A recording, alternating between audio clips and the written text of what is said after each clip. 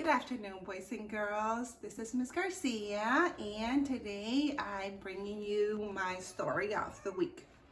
And we're gonna read How Full Is Your Bucket? But first, I want you to show your parents what you know about what we do when we read a book. So can you tell me, what do we call this right here? Yes, you're right, the front page. Now, can you tell me what do we call this right here? Yes, you're right, the spine. So, how full is your bucket? Felix was putting one of the last blocks on his tower when his little sister came in. "I want to build with you," she said. Felix scowled. "Go away, you're too little," he said. "I'm big. Stay back, you'll knock it over. I can be very careful. Go play with your baby toys, Anna." Whack. "Grandpa!" Grandpa shook his head. "Felix, you just dipped from your sister's bucket. Like everyone else, Anna has an invisible bucket. When it's empty, she feels bad, but when it's full, she feels great. Didn't you ever notice your own bucket?" Invisible bucket? Sometimes Felix couldn't quite tell when his grandfather was joking. But the next morning when Felix woke up, there it was, a small gray bucket floating above his head. When Felix came down to have breakfast, his mom was in a hurry. "I've got a meeting this morning and it's almost time to go. Anna, stay still."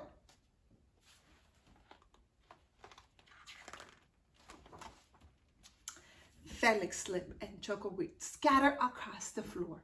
"Felix," yelled his mom, "you should have used the stool to reach that." Felix could feel his bucket tip and big inside drips spill out. Drip, drip. "Ha ha!" Anna laughed as he crunched the cereal with her shoe. "Drip." "Get the broom and clean that up before you miss the bus," scolded Mom. With the school bus honking, Felix quickly swept up the chocolate and grabbed the last blueberry muffin. But before he could even take one bite, Buster jumped up and grabbed the muffin from his hand. Drip. "Hey, Felix! A new backpack? My baby brother has one just like it." Drip. Drip. Felix. His friends were talking about him. Drip. "Watch out, Shrimp." Drip. It was still morning and Felix's bucket felt almost empty.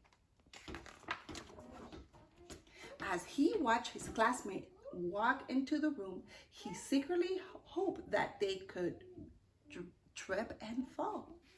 That's what it feels like when you have an empty bucket. Felix slumped into his seat and waited for something else bad to happen.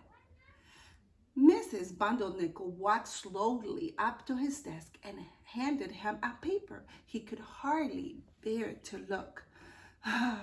"Felix, you wrote a wonderful story. Will you please share it with the class?" Felix grinned and felt a big drop right in his bucket. Drop, drop, plop, plink, drop. That Rhinoceros who wanted a pet by me, Felix. The class grew quiet. They laughed at all the right places and at the scary parts. When Felix finally read the end, everyone clapped. Yay! Even Emily, who sat next to him and didn't usually like dinosaurs. Felix felt a whole shower of drops land on his bucket.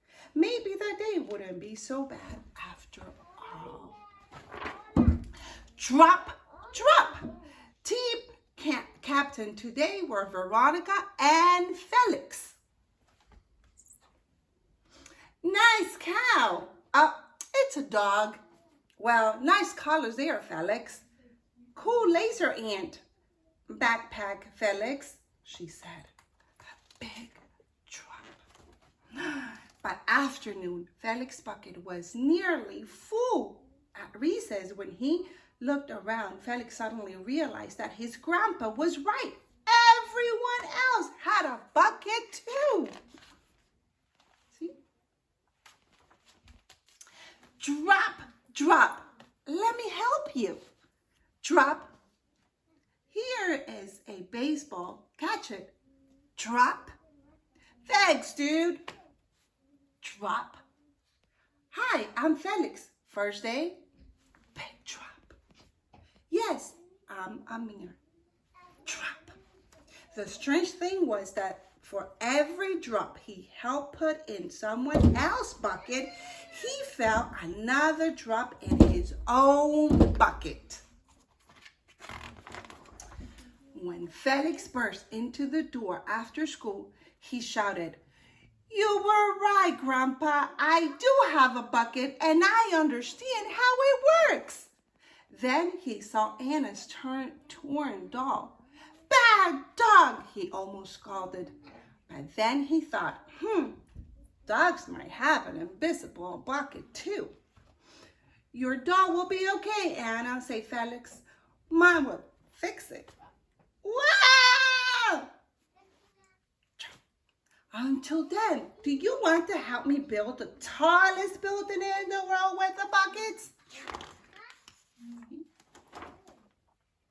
And so they did. The end. Boys and girls, remember how we have our invisible bucket.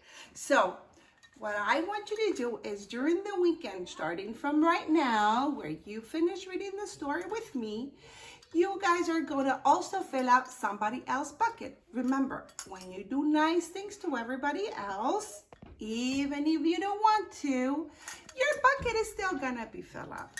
So good luck, Mom and Dad. Please let me know if there are things that the boys and girls did.